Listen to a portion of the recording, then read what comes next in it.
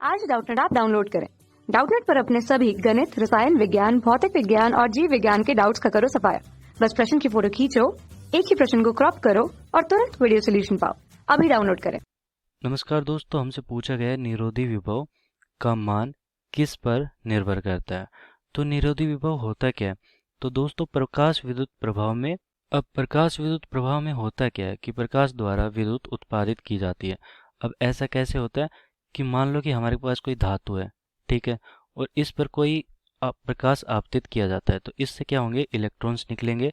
और ये इलेक्ट्रॉन्स क्या किए जाते हैं कि दूसरी तरफ एक लिया जाता है, क्या, एनोड लिया जाता है। और एनोड होता है वो किसका होता है, जिस पर आवेश कौन से होते हैं, उस पर धनात्मक आवेश होंगे, ठीक है। अब यहाँ से जब इलेक्ट्रॉन चलेगा तो ये इसके द्वारा ग्रहण कर लिए जाते हैं। तो ग्रहण कर लिए तो ये इस परिपथ में बहना स्टार्ट कर देते हैं। और यहाँ पर ये हमारा परिपथ है, ये कि जुड़ा हुआ है। फिर यहाँ पर क्या होगा कि यहाँ पे एक विभवांतर उत्पन्न होता है इसके कारण।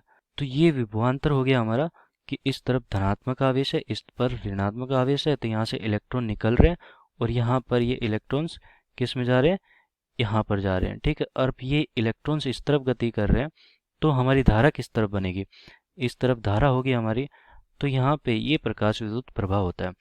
अब यहाँ पर मुझे क्या करना है कि ये इलेक्ट्रॉन्स यहाँ तक पहुँचे ना, मतलब कि इलेक्ट्रॉन्स की जो गतिज ऊर्जा है यहाँ पे, ये यहाँ से जब निकल रहे थे, धातु से निकल तो जाए, प्रकाश आपतित हो रहा है, ठीक है, और यहाँ से जो इलेक्ट्रॉन निकल रहे हैं वो निकल भी जाए। लेकिन हो क्या कि यहाँ पर इसकी जो गतिज ऊर्जा के साथ, कुछ गतिज ऊर्जा के साथ यहाँ पे पहुँचा होगा, तो गतिज ऊर्जा का मान शून्य हो जाए। गतिज ऊर्जा का मान मुझे शून्य करना है, ठीक है। क्या करना है, शून्य करना है। तो उस स्थिति में मुझे क्या करना पड़ेगा कि यहाँ पे ये धनात्मक है, ये ऋणात्मक है। अब मैं यहाँ पे क्या करूँगा कि धीरे धीरे इस आवेश को कम कर देता हूँ। तो ये आवेश को अगर मैं कम करना शुरू कर रहा हूँ, तो ये मैं क्या करूँगा, यहाँ पे ऋणात्मक ले लेता हूँ, यहाँ पे धनात्मक। तो इस प्रकार कुछ एक विभव लगाता हूँ, ठीक है, इस परिपथ में। तो यहाँ पे ऋणात्मक, यहाँ पे धनात्मक, तो ये ऋणात्मक कर रहा हूँ, तो ये धीरे धीरे ऋणात्मक होते जा रहा है और धीरे धीरे इसका मान शून्य हो जाएगा, शून्य हो रहा है, ठीक है। यहाँ पे धनात्मक था, अब धीरे धीरे शून्य हो रहा है। तो धीरे धीरे शून्य हो रहा है, तो एक परिस्थिति ऐसी आएगी कि पहले तो ये आकर्षित कर रहा था कि धनात्मक था, इसलिए इलेक्ट्रॉन्स को आकर्षित कर रहा है, क्योंकि यहाँ पे इलेक्ट्रॉन्स पे ऋण आवेश है। फिर क्या हो रहा है कि यहाँ पे शून्य हो गया आवेश, तो इलेक्ट्रॉन्स आ रहे हैं लेकिन यहाँ तक पहुँच नहीं पा रहे। फिर मैं इतना विभव लगा देता हूँ कि ये इलेक्ट्रॉन्स यहाँ तक आए ही ना, मतलब कि प्रतिकर्षित होना शुरू हो जाए। तो मतलब कि इनकी गतिज ऊर्जा है वो यहाँ पर शून्य हो जाए, इसके बराबर इतनी ऊर्जा, इतना विभव मैं लगा देता हूँ। तो ये मैं विभव लगा रहा हूँ, तो ऊर्जा कितनी दे रहा हूँ मैं, एक तरह से इस इलेक्ट्रॉन को रोकना है मुझे, तो इस आवेश को रोकना है। ई आवेश है मेरे पास, और कितना विभव लगा दिया मैंने, वी विभव लगा दिया। तो ये वी नोट विभव होता है हमारा निरोधी विभव। अब इसका मान किसके बराबर होना चाहिए, इसका मान बराबर होना चाहिए इसकी गतिज ऊर्जा के बराबर, इलेक्ट्रॉन की, यह इस इलेक्ट्रॉन की गतिज ऊर्जा के बराबर। तो दोस्तों यहाँ पर जो ऊर्जा, जो फोटोन आ रहा था, मतलब कि प्रकाश आ रहा था, प्रकाश का कोई फोटोन आया होगा, और वो उसकी जो ऊर्जा होगी वो कितनी होगी, एच म्यू के बराबर। यहाँ पे म्यू क्या है, आवृत्ति है, और एच क्या है, यहाँ पे प्लांक नियतांक है। एच क्या है, प्लांक नियतांक, प्लांक नियतांक, नियतांक जिसका मान कितना होगा, 6.62, 6.62 गुना 10 की घात -34, और ये किसमें होगा, जूल सेकंड में। अभी प्लांक नियतांक हो गया, हमारा फोटोन हो गया, फोटोन यहाँ पे टकराया, यहाँ से एक इलेक्ट्रॉन निकाल दिया।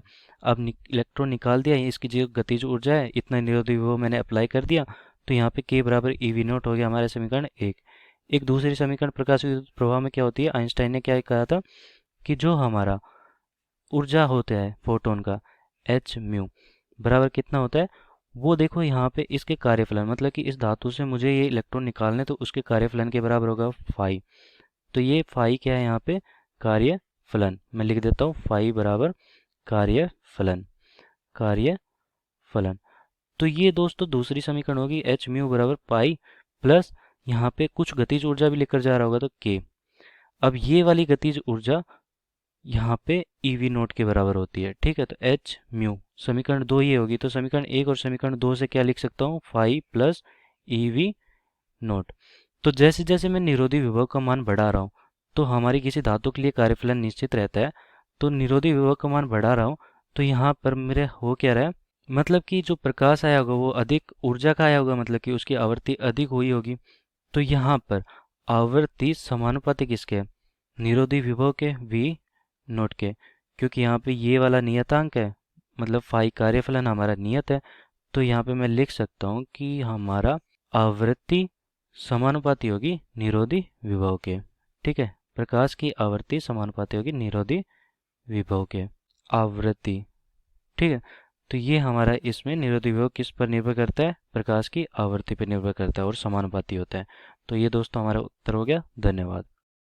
कक्षा 6वीं से 12वीं से लेकर नीट, IIT, JEE वो एडवांस के लेवल तक 1 करोड़ से ज्यादा छात्रों का भरोसा। आज ही डाउनलोड करें डाउटनेट ऐप या व्हाट्सएप करें अपने सारे डाउट्स 8400 400 400 पर।